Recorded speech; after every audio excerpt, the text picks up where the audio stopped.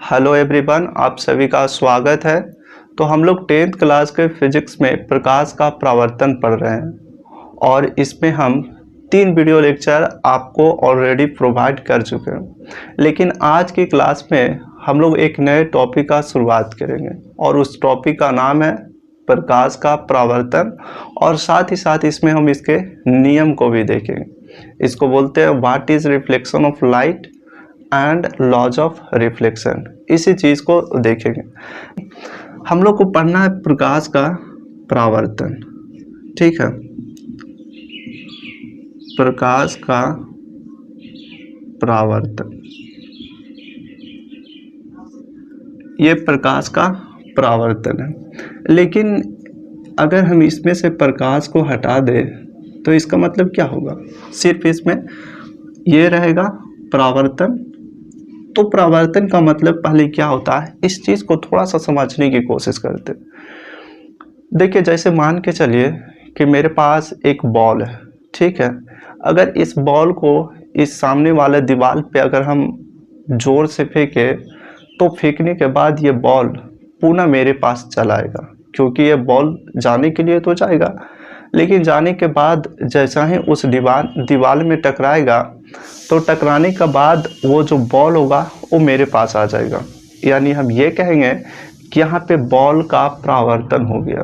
मतलब कि किसी भी चीज़ को किसी वस्तु या किसी और चीज़ से टकराना और फिर वापस आ जाना है, इसको हम लोग परावर्तन नाम दे देते हैं।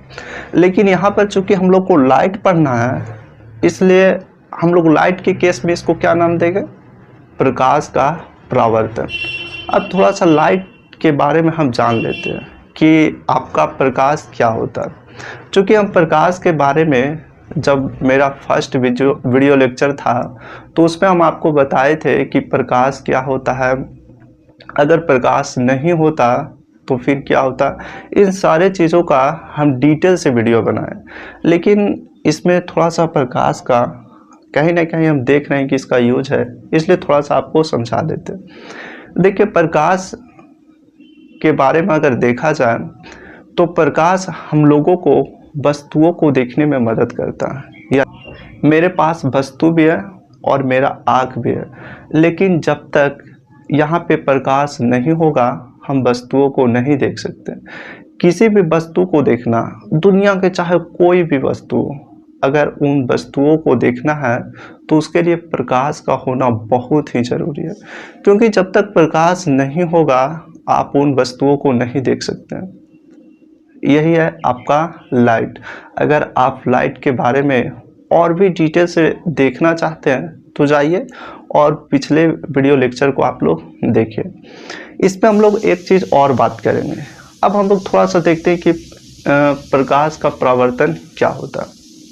तो हमने आपको बताया कि किसी भी चीज़ को किसी वस्तु या किसी अदर चीज़ से टकराना और फिर रिटर्न होकर वापस आ जाना, इसको हम लोग बोलते हैं कि उस चीज़ का परावर्तन हो गया।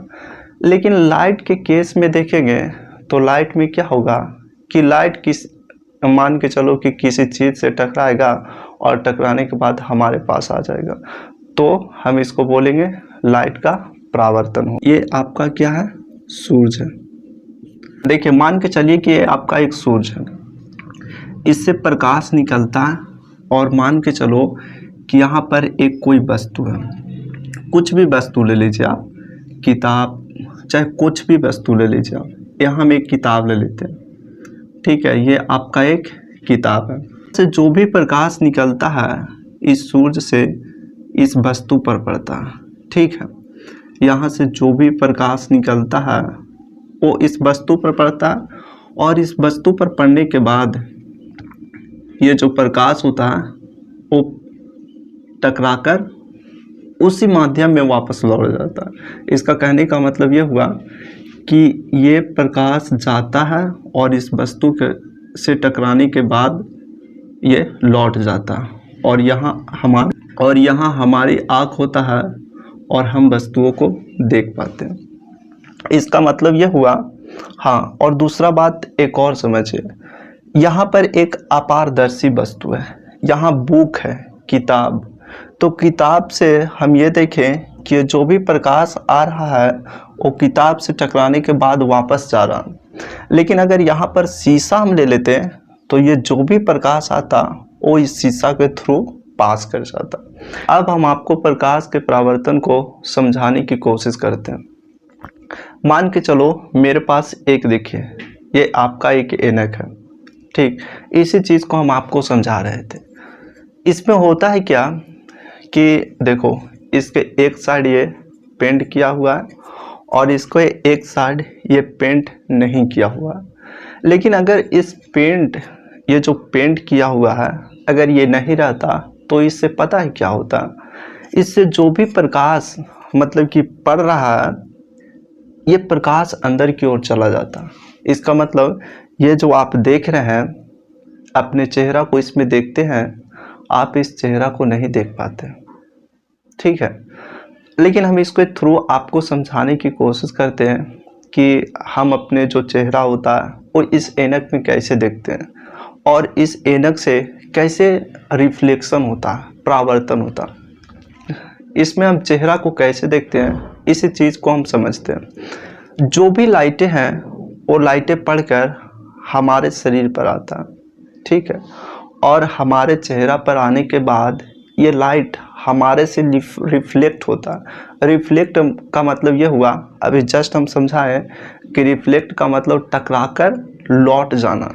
मतलब कि वो लाइट हमारे पास आ रहा है, हमारे चेहरा पर तो पड़ रहा है लेकिन वो लाइट रिफ्लेक्ट हो जा रहा। और जब ये लाइट हमारे पास पड़कर इसमें रिफ्लेक्ट होता है तो ये भी इस लाइट को रिफ्लेक्ट कर देता। रिफ्लेक्ट करने का मतलब कि परावर्तन कर देता। यानी कि हम इसका इमेज, हम अपना जो इमेज है वो इसमें इसीलिए देख पाते हैं। सबसे पहले जो भी लाइटें आती है वो हमारे ऊपर पड़ती है और हम उस लाइट को परावर्तन कर देते हैं। और जो भी लाइट परावर्तन होता है वो इस ऐनक पर पड़ता है और इस ऐनक, चूँकि इसके देखिए एक और पेंट है, इसलिए ये भी लाइट को परावर्तन कर देता और वो लाइट हमारे चेहरा पर या बालों पर आता है और हम अपने चेहरा को देख पाते हैं। यानी कि आप सिंपल सा समझिए कि मान के चलो ये एक ऐनक है, ठीक है। इस प्रकार ऐनक है और इसमें एक और आप पेंट कर दिए। अगर एक और पेंट नहीं करते तो ये जो प्रकाश था वो अंदर से पार हो जाता। इसका मतलब कि हम एक और इसको पेंट कर देते हैं, ठीक है। अच्छा से एक और पेंट कर देते हैं। अच्छा, ऐसा भी तो होता है कि इसमें चांदी का एक कलाई कर देते तो भी अच्छा था। लेकिन देखो चूँकि हम लोग को ये कितना में मिलता है, 15 से 20 रुपया में। अगर इसमें हम चांदी का इसमें पेंट चढ़ा देंगे तो फिर पता है कितना हमको महंगा मिलेगा, चांदी कितना महंगा। और ऐसा भी होगा कि ऐनक को आप रखे और कोई चोरी करके भाग गया, आपका पूरा चांदी खत्म। इसलिए इसमें एक सस्ता चीज़ लगाया जाता है और इसमें बहुत अच्छे से पेंट किया जाता है। अगर आपके पास ज़्यादा पैसा है तो आप इसमें चांदी से भी कलाई कर सकते हैं, कोई दिक्कत नहीं है। तो इसमें मान के चलो कि हम इसको पेंट कर दें, इसको क्या कर दिए, पेंट कर दिए। समझ में आ रहा है ना आप लोगों को? इस पे पेंट कर दिए। अब देखिए क्या होता है, थोड़ा सा यहाँ समझना बहुत आसान है। परावर्तन यहाँ पर मान के चलो कि एक हम यहाँ पर टॉर्च को लेते, ठीक है।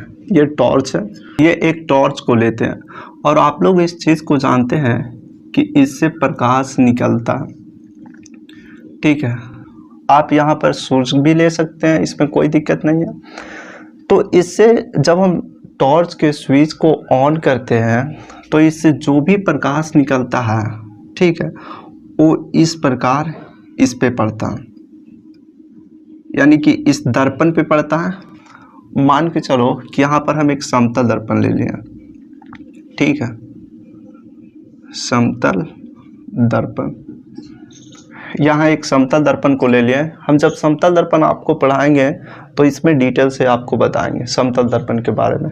अभी बस समझ आई कि एक समतल दर्पण है, ठीक। यहाँ से जो भी प्रकाश आता है वो सीधे इस समतल दर्पण पे पड़ता, और पड़ने के बाद होता है क्या, हम आपको बताएं कि ये लाइट इस पे पड़ता है तो ये लाइट देखिए परावर्तन हो जाता है, यानी ये लाइट जो होता है वो परावर्तन हो गया, इस प्रकार आपका परावर्तन हो गया। यहाँ तक तो आपको समझ में आया। सबसे पहले इस टॉर्च के स्विच को ऑन किए, ऑन करने के बाद ये जो भी लाइट निकला वो इस दर्पण पर पड़ा, और पड़ने के बाद ये दर्पण इस लाइट को रिफ्लेक्ट कर दिया, मतलब परावर्तित कर दिया। ठीक है, अब इस परावर्तित जो किरण है उसी के सहायता से हम वस्तुओं को देख पाते हैं। लेकिन हम लोग को ये समझना है इसमें कि इसको देखिए, आप इसमें फिर से देख लीजिए इसको, अगर इसमें पेंट नहीं होता, अगर इसमें पेंट नहीं होता तो ये लाइट बाहर चला जाता। यही हम लोग को मेन फोकस था। अच्छा, दूसरी बात ये भी आप लोग समझिए कि मान के चलो ये मेरे पास दर्पण है, ये लाइट मान के चलो कि इस प्रकार आ रहा, ठीक, या ये लाइट इस प्रकार आ रहा और ये लाइट इस प्रकार जाता, ठीक है, आ रहा है इस प्रकार और जा रहा है इस प्रकार। तो हम ये कहेंगे कि जिस माध्यम में आता है लाइट उसी माध्यम में जाता है। मान के चलो कि यहाँ पर अभी पूरा एयर है, तो ऐसा तो नहीं कि इसमें आया एयर एयर और यहाँ से पानी हो गया, ऐसा तो नहीं है। ये आ रहा है लाइट एयर में, हवा में, तो जा भी रहा है हवा में। अगर यहाँ पे ऐसा नहीं है कि इसमें हवा है और जब परावर्तित होता है तो इसमें पानी आ जाता है, ऐसा तो नहीं ना, हवा में आता है और हवा में जाता है। यानी हम इसका मतलब ये कहेंगे कि हवा एक प्रकार का माध्यम होता है, यानी कि हम इसमें ये कहेंगे कि इसमें माध्यम सेम होता है। यानी कि माध्यम आप लोग ले लें तो हवा है तो हवा ही है, ठीक है, माध्यम कभी चेंज नहीं होता। तो हम ये कहेंगे कि जब प्रकाश आकर इस दर्पण से टकराता है और टकराने के बाद परावर्तित हो जाता है तो इसमें आपका माध्यम का चेंजिंग नहीं होता, यानी माध्यम नहीं बदलता है। हवा है तो हवा है, लेकिन इस पथ की दिशा बदल जाता है। अभी ये जो प्रकाश था वो ऐसे जा रहा था, अगर नीचे चल जाता तो ऐसे जाता, लेकिन यहाँ से देख रहे हैं कि इसका जो दिशा है वो दिशा चेंज हो जाता। तो प्रकाश के परावर्तन में आप ये देखिएगा कि इसमें आप इसमें ये देखिएगा कि इसके माध्यम में कोई चेंजिंग नहीं होता है, लेकिन इसके दिशा यानी डायरेक्शन में चेंजिंग होता है, ठीक है। अब इसको हम लोग एक नाम दे देते हैं आपतन बिंदु, ठीक है, और इसको नाम देकर एक हम अभिलंब को खींचते हैं। अभिलंब मतलब समझते होंगे, जैसे कि मान के चलो अगर इस पे एक हम लाइनिंग बना दिए तो ये दोनों के बीच बना 90 डिग्री होता, तो इसको हम क्या बोल देंगे, इसको अभिलंब नाम दे देंगे, और एक अभिलंब नाम दे देंगे। उसी प्रकार अब हम थोड़ा सा नामकरण करते हैं इसको अभिलंब बोल देंगे, नॉर्मल लाइन इंग्लिश में इसको आप लोग नाम दे दीजिएगा आपतित किरण, ठीक है। और अपनी कॉपी में इसको बहुत बढ़िया से बना लीजिएगा, क्योंकि ये सवाल पूछा जाता। ये आपतित किरण हो गया, और ये परावर्तन होने के बाद इसको हम लोग बोलते हैं परावर्तित किरण, ठीक है। ये समतल दर्पण हो गया, इसको नाम दे दीजिए आप लोग आपतन बिंदु, आपतन बिंदु। तो सारे चीज़ का नाम हमने दे दिया है। ये आपका आपतित किरण होता है, ये परावर्तित किरण होता है, और ये आपका नॉर्मल लाइट होता है। अब थोड़ा सा हम लोग समझते हैं कि ये आपतित किरण क्या है, परावर्तित किरण क्या है, आपतन बिंदु क्या है, इस चीज़ को थोड़ा सा समझते हैं। तो जो भी प्रकाश निकल रहा है वो जाकर एक दर्पण से टकराता है, ठीक है, तो इसको हम लोग आपतित किरण नाम दे दिए।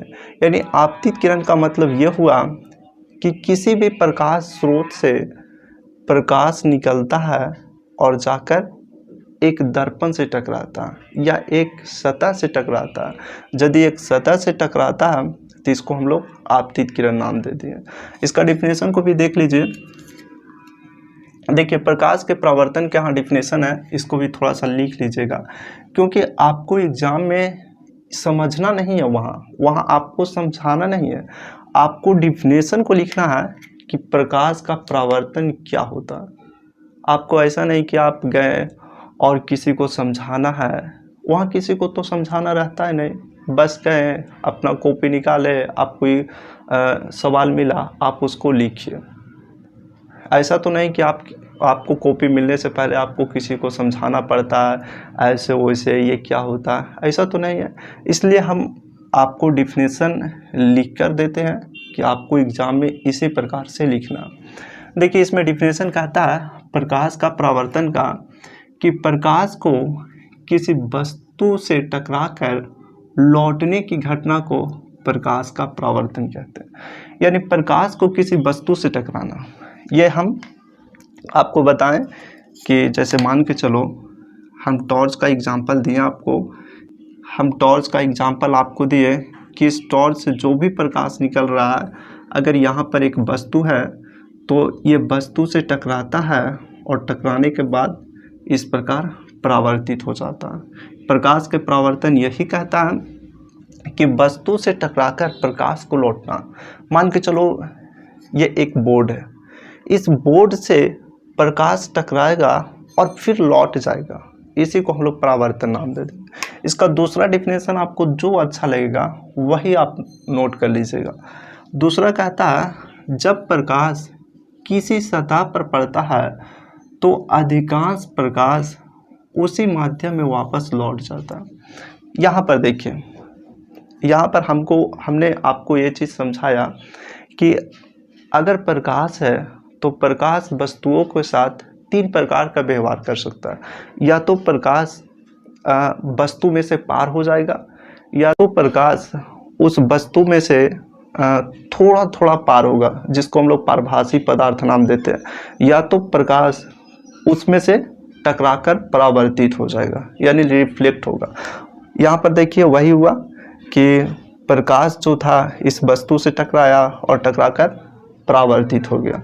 तो ये जो प्रकाश होता है वो वस्तुओं के साथ 3 प्रकार का बिहेव कर सकता है, या तो बोल सकते हैं वस्तुओं भी इस प्रकाश के साथ 3 तरह से बिहेव करता है। या तो उसको टकराकर लौटा देता है, या तो अपने में से पास होने देता है, या तो फिर थोड़ा थोड़ा पास होने देता है। लेकिन हम लोग इस डिफिनेशन को देखते हैं, जो अभी डिफिनेशन देखें कि जब कोई भी प्रकाश किसी एक दर्पण पर पड़ता है, मान के चलो कि ये दर्पण एकदम चिकना है, ठीक है, एकदम चिकना है। अगर इसमें थोड़ा उबड़ खाबड़ होता तो प्रकाश इधर उधर जाकर थोड़ा सा कमी आ जाता प्रकाश में, लेकिन ये एकदम चिकना है। जो भी प्रकाश इस पे पड़ता है, जो भी प्रकाश इस पे पड़ता है, ये एकदम प्रकाश को पूरा के पूरा लौटा देता, ठीक है। तो वही कहता है कि अगर किसी भी अच्छा या चमकीला सतह है किसी भी चीज़ का, वो प्रकाश के अधिकांश भाग को अपने में से लौटा देता है। डिफिनेशन को फिर से देख लीजिए। कहता है जब प्रकाश एक सतह पर पड़ता है, मान के चलो ये प्रकाश जब इस सतह पर पड़ता है तो ये जो सतह होता है वो प्रकाश के अधिकांश भाग को लौटा देता है, इसको हम लोग परावर्तन नाम देते हैं। अब हम लोग देख लेते हैं कि आपतित किरण क्या होता है, परावर्तित किरण क्या है, आपतन बिंदु क्या है। तो देखिए, आपतित किरण का डिफिनेशन यही कहता है किसी सतह पर पड़ने वाली किरण को आपतित किरण कहते हैं। किसी सतह पर, यहाँ पर देखिए इस टॉर्च से प्रकाश जो भी निकल रहा है वो इस सतह पर पड़ रहा है।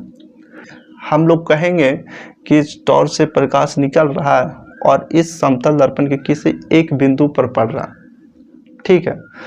तो आपतित किरण का मतलब यही हुआ कि किसी सतह पर पड़ने वाली किरण को आपतित किरण नाम दे देंगे। यहाँ से जो भी किरण निकलेगा और यहाँ पर पड़ेगा उसको हम लोग सारा के सारा आपतित किरण नाम दे देंगे। ठीक है, ये आपतित किरण हो गया। लेकिन ये बिंदु पर मिला, ये बिंदु पर मिला, यानी कि समतल दर्पण के जिस बिंदु पर मिलता है ये आपतित किरण, उसको हम लोग नाम देते हैं आपतन बिंदु। ठीक है, उसको नाम दे देते हैं आपतन बिंदु। आपतन बिंदु कहेगा तो आपतित किरण समतल दर्पण के जिस बिंदु पर मिलता है, आपतित किरण समतल दर्पण के जिस बिंदु पर मिलता है उसको आपतन बिंदु कहेंगे। इसको नोट कर लीजिएगा, आपको एग्जाम में इसी प्रकार से आपको बनाना और ये फिगर बनाना। ठीक है, आपको ये फिगर सिर्फ बनाना है, इसको नहीं बनाइएगा, ये हम समझाने के लिए आपको समझा रहे हैं। इसके बाद परावर्तित किरण का मतलब क्या हुआ? परावर्तित किरण का मतलब हुआ कि आपतित किरण आया और ये इस दर्पण पर पड़ने के बाद ये इस प्रकार लौट गया। ठीक है, जितने भी इससे आपतित किरण आएगा ये सारा के सारा इस प्रकार लौटेगा। ठीक है, तो परावर्तित किरण का मतलब ये हुआ कि आपतित किरण जिस माध्यम में आती है उसी माध्यम में परावर्तित किरण लौट जाती है। देखिए इसका डिफिनेशन कहता है किसी माध्यम में चलकर आपतित किरण सतह से टकराती है और फिर उसी माध्यम में लौट जाती है। इसका मतलब क्या हुआ कि आपतित किरण आया, ये आपतित किरण आया, सतह से टकराया और फिर उसी माध्यम में लौट गया। ये आपतित किरण आया, सतह से टकराया और फिर उसी माध्यम में लौट गया। तो आपतित किरण सतह से टकराकर अगर उसी माध्यम में लौट जाता है तो उसको हम लोग परावर्तित किरण कहते हैं। अब हम लोग थोड़ा सा आपतन कोण और परावर्तन कोण क्या होता है इसको भी देख लेते हैं। देखिए, मान के चलो कि आपका एक समतल दर्पण हो गया, इसमें हम आपको पेंटिंग कर देते हैं, बहुत अच्छा से पेंटिंग रहेगा तो यह प्रकाश को पूरा के पूरा लौटा देगा। ये आपका आपतित किरण है। आपतित किरण का डिफिनेशन आप लोग समझ गए होंगे कि किसी भी सतह पर पड़ने वाली किरण को आपतित किरण कहते हैं और इस आपतित किरण जिस बिंदु पर टकराती है उसे आपतन बिंदु कहते हैं। और अगर ये परावर्तित हो गया इसका मतलब ये परावर्तित किरण हो गया। ठीक है, और इस आपतन बिंदु पर अगर एक हम लंब खींच दिए तो इसको बोलते हैं अभिलंब। इसको क्या बोलते हैं? अभिलंब। ठीक है, आपतन बिंदु के अगर एक पॉइंट पर हम लंब को खींचते हैं तो उसको अभिलंब बोलते हैं। अभिलंब का भी डेफिनेशन देख लीजिए, कहता है किसी समतल दर्पण के एक बिंदु पर खींचे गए लंब को अभिलंब कहते हैं। ये आपका समतल दर्पण है और समतल दर्पण के ये आपतन बिंदु है और एक बिंदु पर अगर हम इस लंब को खींच दिए तो इसको अभिलंब बोलते हैं। लेकिन हम लोग को देखना है कि इसमें आपतन कोण कहाँ बनता है और परावर्तन कोण कहाँ बनता है। देखिए, आपतन कोण कहाँ बनता है तो इस अभिलंब और इस आपतित किरण के बीच में जो कोण बनता है उसको आपतन कोण कहते हैं और इसको आई नाम देते हैं। अभिलंब और आपतित किरण आप लोग लिख लीजिए, इसको बोलते हैं आपतित किरण। ठीक है, और इसको बोलते हैं हम लोग परावर्तित किरण। ठीक है, तो आपतित किरण और अभिलंब के बीच ये अभिलंब हो गया और ये आपतित किरण हुआ। इन दोनों के बीच में जो कोण बनेगा उसको आपतन कोण नाम देंगे। इसको भी आप लोग लिख लीजिए, आपतन कोण। ठीक है, और इसको आई हम लोग लिखते हैं।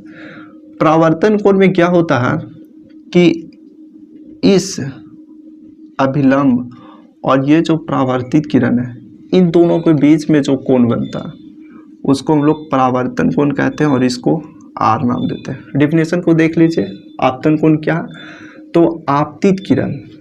ठीक है, आपतित किरण मेरा ये हो गया एवं आपतन बिंदु पर खींचे गए अभिलंब से जो कोण बनता है और आपतन बिंदु पर आपतन बिंदु पर खींचे गए अभिलंब से जो कोण बनता है उसको आपतन कोण कहते हैं।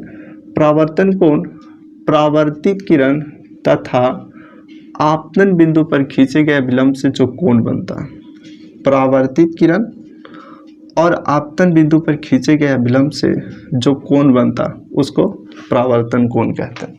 यहाँ तक तो आपको समझ में आ गया होगा, क्योंकि हमने इसको बहुत ही अच्छे ढंग से आपको समझाने की कोशिश किए हैं। अब देखिए, इसमें दो और चीज़ समझना, और ये आप लोग नोट करके रखना, क्योंकि एग्ज़ाम में लगभग प्रत्येक साल सवाल पूछा जाता है। अब इसमें हम लोग देखेंगे कि प्रकाश के परावर्तन के कितने नियम होते हैं। बस थोड़ा सा आप लोग इसको नोट कर लीजिएगा। हम यहाँ पर इसको डिलीट करते हैं, ठीक है। देखिए, प्रकाश के परावर्तन के दो नियम होते हैं। कितने नियम हैं? दो नियम। आप लोग लिख लीजिएगा, दो नियम। इसमें दो नियम कौन कौन है? हमने आपको बताया कि एक समतल दर्पण है, ठीक है बाबू, इसको आप पेंट कर लीजिए बढ़िया से, इसको आप बढ़िया से पेंट कर लीजिए, और इस पे कोई एक आपतित किरण आता है और इस आपतन बिंदु पर पड़ता है, और पड़ने के बाद इस प्रकार ये चला जाता है, ठीक है। इसमें एक अभिलंब खींचते हैं, इसको हम लोग आपतित किरण कहते हैं। इसको हम लोग आपतन बिंदु नाम देंगे, और इसको हम लोग परावर्तित किरण नाम देंगे,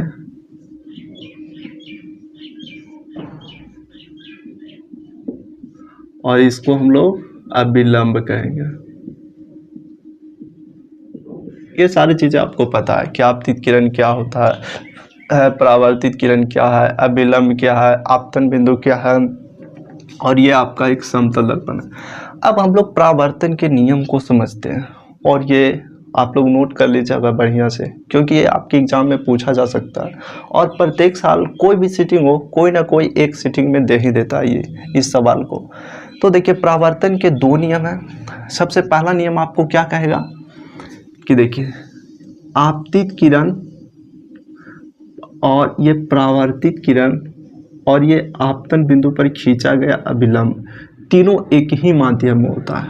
हमने आपको बताया कि माध्यम का मतलब समझाया ना आपको, कि अगर मान के चलो ये लाइट पड़ता है तो ये हवा से आ रहा, और जब ये इस प्रकार से जाता है तो हवा से ही जाता है, यानी कि माध्यम सेम है। ऐसा नहीं कि ये लाइट पड़ा, हवा में आया और ये जा रहा है पानी में, ऐसा तो नहीं ना होता। तो हाँ, माध्यम इसमें सेम होता है। तो आप लोग लिखिएगा इसमें कि आपतित किरण लिख देते हैं हम आप लोग के लिए। देखिए, आपतित किरण, परावर्तित किरण, ठीक है, परावर्तित किरण तथा ये आपतन बिंदु पर डाला गया अभिलंब, आपतन बिंदु पर डाला गया अभिलंब, तीनों एक ही समतल में होता है। तीनों एक ही समतल में, तीनों एक ही समतल में होता है। ये फर्स्ट नियम है। आप बहुत अच्छे से इसको याद कर लीजिएगा कि आपतित किरण, यह हो गया आपतित किरण, परावर्तित किरण तथा आपतन बिंदु पर डाला गया अभिलंब, तीनों एक ही समतल में होता है। और दूसरा क्या होता है, दूसरा भी नोट कर लीजिए। ये आपका फर्स्ट नियम था और ये दूसरा नियम है। दूसरा नियम यह है आपको बता देते हैं। देखिए हम लोग आपतन कोण और परावर्तन कोण को देखें कि अगर आपतित किरण और इस अभिलंब के बीच में जो कोण बनेगा उसको हम लोग आपतन कोण बोलेंगे और इसको आई लिखते हैं। ठीक है, जब हम लोग परावर्तन कोण की बात करेंगे तो परावर्तित किरण और इस अभिलंब के बीच में जो कोण बनेगा उसको परावर्तित किरण बोलेंगे और इसको आर लिखेंगे। तो यहाँ पर ये जो दोनों कोण होगा ये आपस में बराबर हो जाएगा, यानी कि आपतन कोण बराबर, या तो आप लिखिए कि आपतन कोण और परावर्तन कोण दोनों बराबर होते हैं। आपतन कोण परावर्तन कोण दोनों आपस में बराबर होता है। ठीक है, दोनों आपस में बराबर होता है। यहाँ पर लिख दीजिएगा कोण आई इक्वल टू कोण आर। और आपसे एग्जाम में ये पूछा जाएगा कि प्रकाश के कितने नियम हैं, आपको 2-3 ऑप्शन दे देगा और उसमें कहेगा इनमें कौन है। तो चूंकि हम आपको बता दिए हैं कि प्रकाश का 2 नियम होता है, एक आपका आपतित किरण, परावर्तित किरण और आपतन बिंदु पर डाला गया अभिलंब, तीनों एक ही समतल में होता है। दूसरा हमने बताया कि आपतन कोण परावर्तन कोण के बराबर होता है। तो आपको एग्जाम में ये दे देगा कि इनमें कौन सही है। आपको ऑप्शन दे देगा कोण आई बराबर कोण आर, कोण आई बराबर कोण ए। तो आपको पढ़ा हुआ है, कॉन्सेप्ट आपको पता है कि आपतन कोण और परावर्तन कोण दोनों आपस में बराबर होता है। तो ये आज की क्लास में हम लोग देखें कि परावर्तन के नियम भी देख लिए और प्रकाश के परावर्तन क्या होता है इस चीज़ को भी देख लिए। तो आज का बस इतना ही। अगले क्लास में एक नए टॉपिक के साथ, एक नए तरीके से, एक नए सोच के साथ फिर से मिलेंगे। तब तक आप लोग पढ़ते रहिए।